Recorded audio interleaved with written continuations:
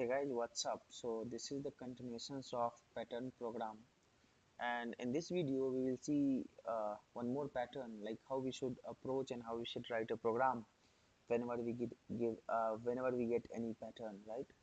So before starting with the session, this is brief about me. I come from mechanical background, and I'm from Bihar, Muzaffarpur. I have my Facebook page and YouTube channel, so you guys can subscribe my channel and the GitHub locations where you can get all your source code and the blog. If you want to read core Java, you can read here, and for any query you can mail me or you can ping me to my Facebook page itself, right? And quickly I'll show you here, this is my playlist URL which I have shown there.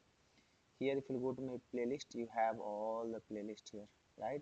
So you can go inside and you can study the content.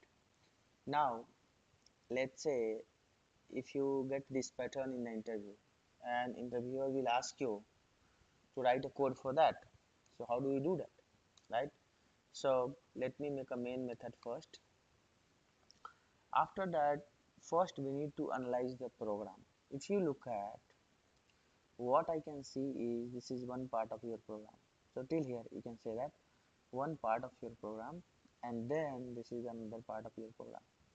Basically for me it looks like a mirror, right? Here you have 1 to 7, and down you have 1 to 7, then again 1 to 6, 5, 4, 3, 2, 1. So it's like mirror. How we should approach to do that? If you look at, there should be some there should be some looping concept, because what I can see that is first loop will go till 7, then it becomes 6, then 5, then 4, then 3, 2, then 2, then 1. So every time your let's say if when we say the value of I is equal to, let's say, 7, so I become 6, I become 5, 4, 3, right? So there should be a loop which we can make out. So first let me make a loop. We should we should approach any program step by step, right? We should not think of writing all the code in the one shot. So I'll go one by one. I'll do one thing. I will not write a hard coded, or in fact I can write here. So let's say if I write I is equal to 7, and I uh, I will start I from 7. So I'll write if I less than is equal to 1, I minus minus. Okay. So why I did like this? Because I want to print first 7, then 6, right? So we can make out that when I start I is equal to 7, I need to do I minus minus, because we have to decrement, right? We have to decrease the value of I. So I'm doing that I minus minus 1. And why did I do I greater than equal to 1, right? Because I want to run this loop till the value of I is equal to 1, because I want to print the entire data, right? Now what I can do is I have to write one more for loop. Why I have to write one more for loop? Because if I write only one for loop, and if I print the value of I, it is going to be just 1, 2, 3, 4, 5, 6, 7. That's it. Remaining data we will not get. So this loop will work as external loop, and inside that we will write one more loop which we call it as internal loop. Now here we will write int j. Now here the important questions.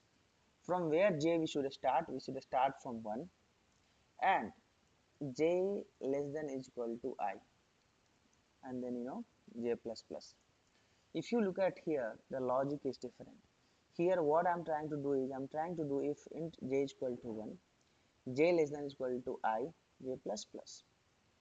So now what I will do, with the help of internal for loop, I will print the data of I. So I'll just write system out to print a statement, and I will print the data of j.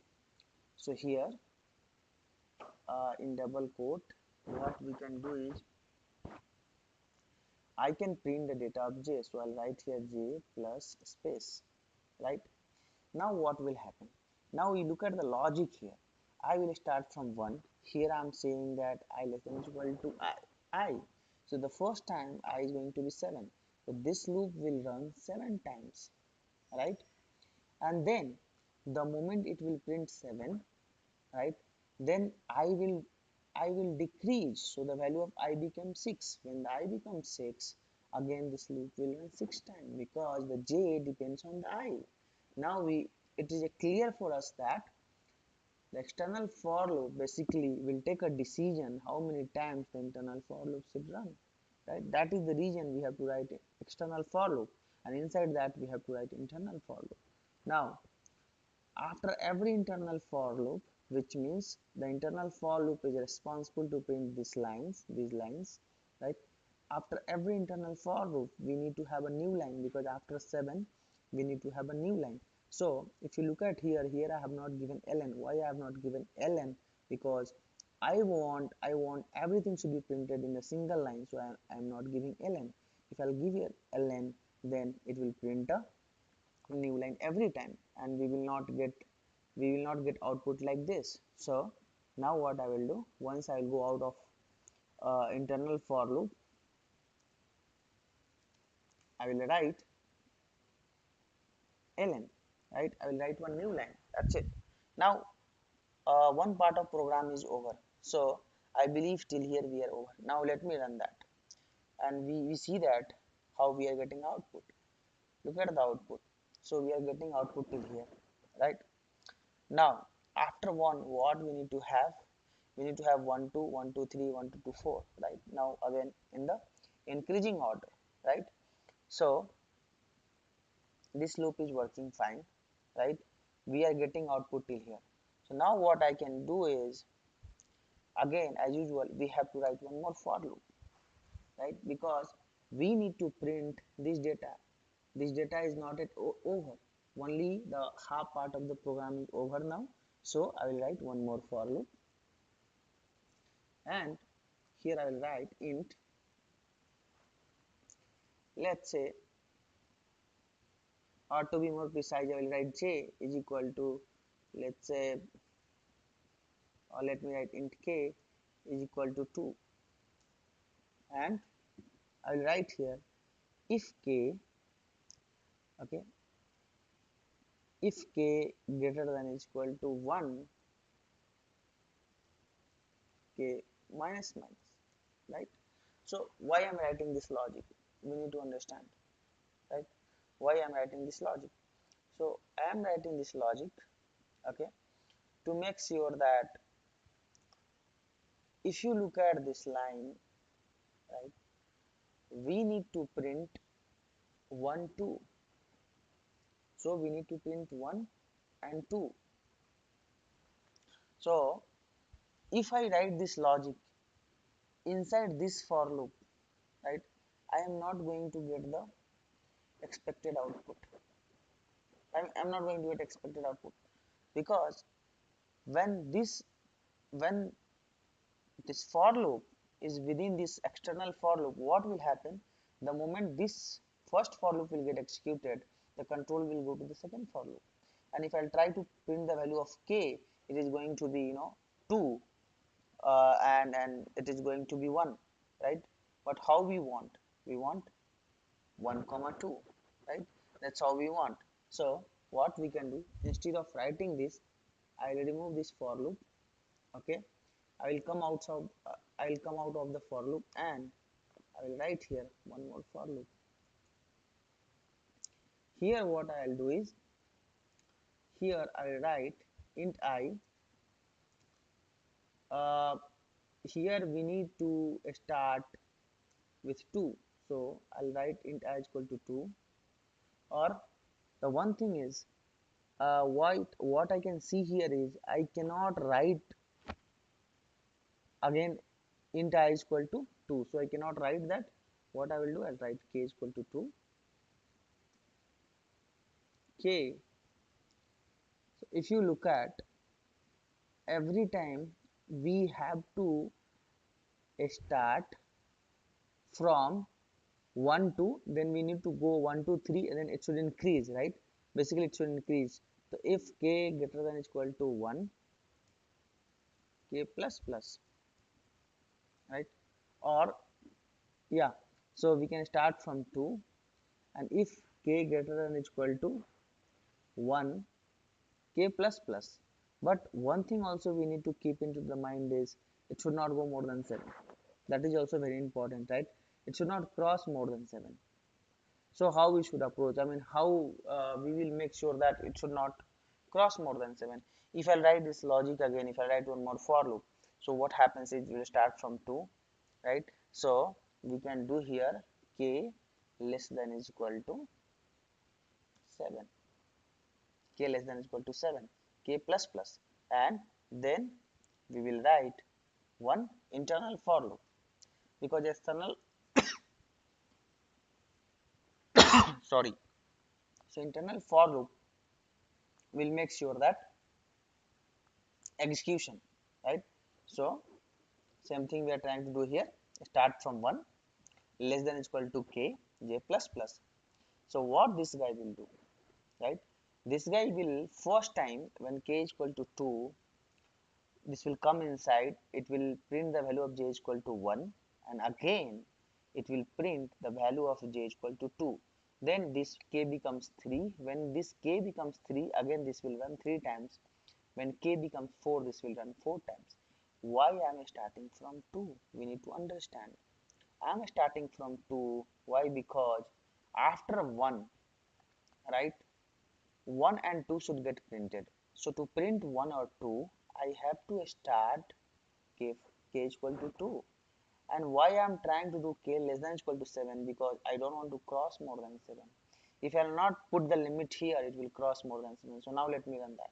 Same program, let me run that. Look at the output. You are getting output like this.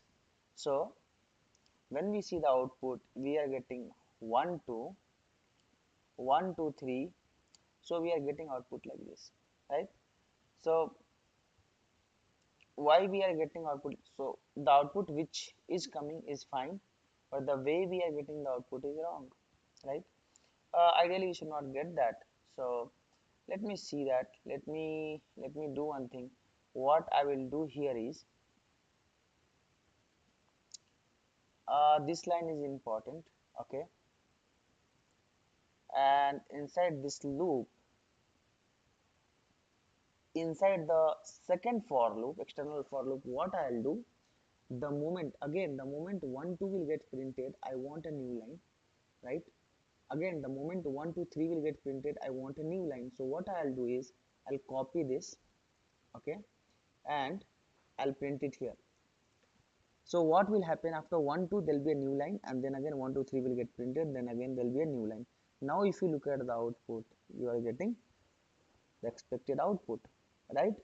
So though this program was looking very difficult, I made it very simple, because I divided into two part, and I went line by line, and I tried to do that, like how we can achieve the output, right? So hope you guys able to understand this program, and the program will be available to my same git location. So I'll do one thing, I'll push the program to my same git location, so you guys can take the program from there, okay? So I'll push to the my git repository. Let's see that some reference has been removed, no problem. So let me make a pull request,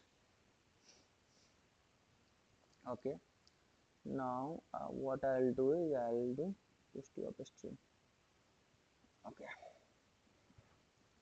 Supply my credential,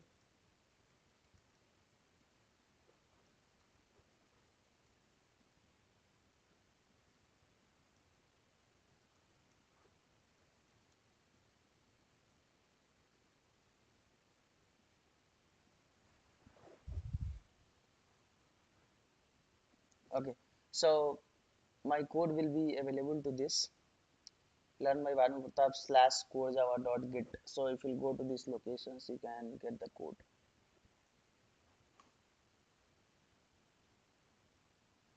It will take some time because today network is slow, and here you can get the same source code, whatever code I have to change just now, right? So you guys can get it. Okay, it's not a big deal. What you can do is inside this core Java, you can look for the package called program. Inside the src you have programs. In the programs you have pattern 7, right?